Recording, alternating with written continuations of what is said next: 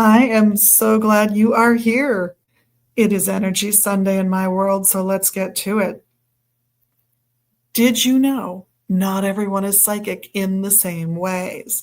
In fact, this has been such a common concept for so long that there are something called the five clairs. These are five different, very impressive sounding words that all start with the syllable clair. There's clairvoyance. Hear the V and think vision. Clairvoyance is I can see psychically. Clairaudience, think auditory. I'm listening to something for my psychic attunement and ability. I've got them on a list here in front of me, by the way. Clairsentience, I feel it. I have a gut feeling about something. Who hasn't had that? Claircognizance, it just comes into my head as a thought. And clairalience, which is smell, which is probably the least common. Could you have something that is your psychic ability that is not one of the five classic clairs? Yes, you can. You could be psychic in a way I'm not going to talk about, and good for you.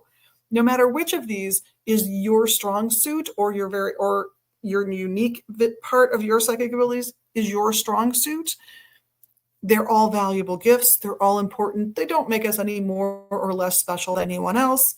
They're just part of who we are. So if you have clairaudience, then you're hearing things, right?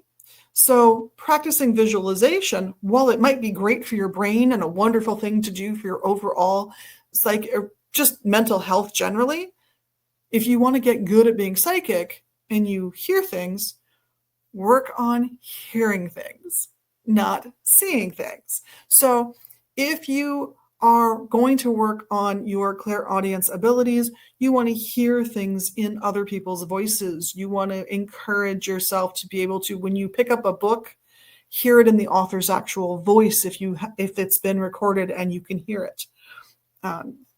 It helps, by the way, if you know the author. I hate to say it, but it's true. The book that I was able to do that the longest through was The Sun at Night. It was written by Roger Williamson, who happens to be this store's founder. And in the original version of that story, because it was rewritten, by the way, it's been revised and re-released, and it's beautiful. I could hear Roger Williamson's voice telling me the story halfway through the novel.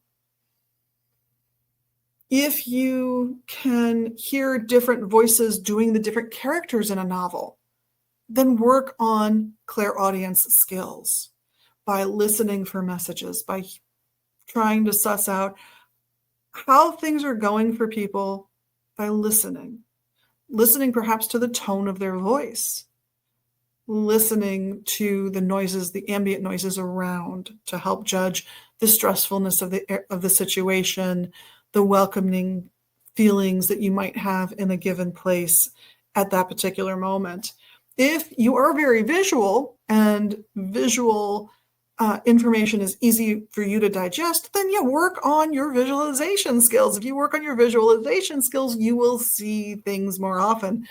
In either case, or in any of these five cases, meditation helps the most, because what you really want to do is quiet down conflicting thoughts or information that's coming at you, so your mind has the ability to focus on the most salient piece of information in front of you, which if you're meditating is what you're meditating on, right? So if you are trying to work on your visualization skills and you think they need work, start with basics.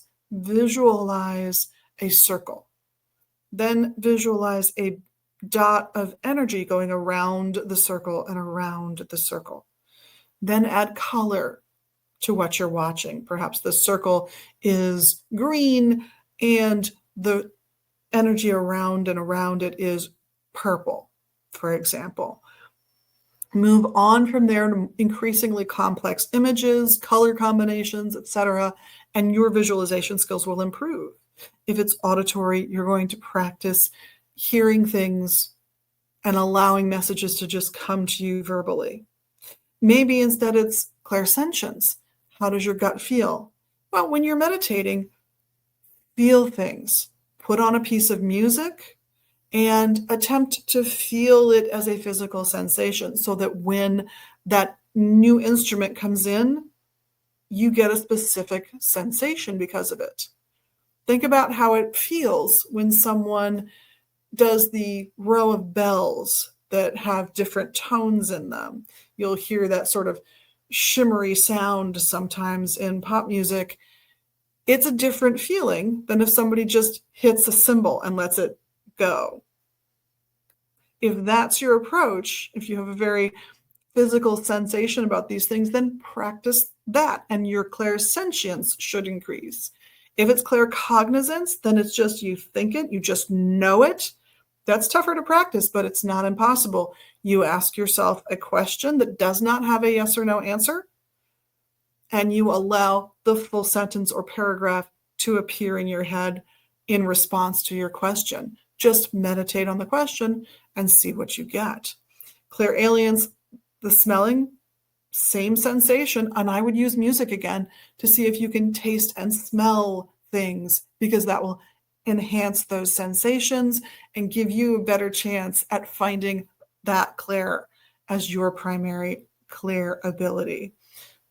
Wow. So much to talk about with this stuff.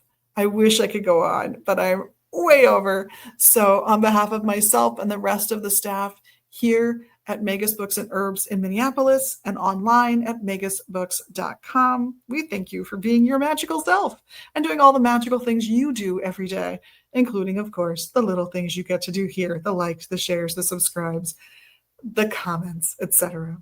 In the meantime, have a wonderful week and blessed be.